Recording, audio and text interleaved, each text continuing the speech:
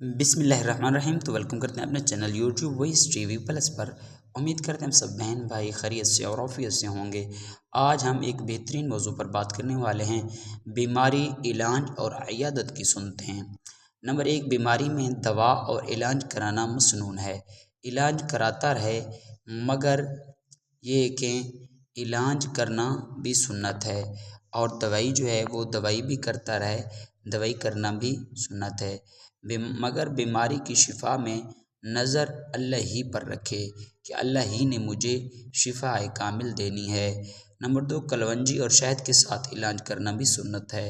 حضور نبی کریم صلی اللہ علیہ وسلم کا پاک ارشاد ہے، اللہ تعالی نے ان دونوں چیزوں میں شفا رکھی ہے۔ ان دونوں کی تعریف میں بہت سی حدیثیں آئی ہیں۔ نمبر 3، علاج کے دوران نقصان پہنچانے والی چیزوں سے پرہیز کیا جائے۔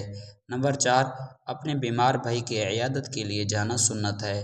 حضور پاک صلی اللہ علیہ وسلم کا ارشاد ہے، عود المریضہ، مریض کی عیادت کرو، اور حضرت جابر رضی اللہ عنہ سے مروی ہے، مریض تو مرضاً فاتانی صلی اللہ علیہ وسلم یعودنی، جس کا ترجمہ یہ ہے، فرماتے ہیں کہ میں بیمار ہو گیا تو حضور صلی اللہ علیہ وسلم میری عیادت کے لیے تشریف لائے۔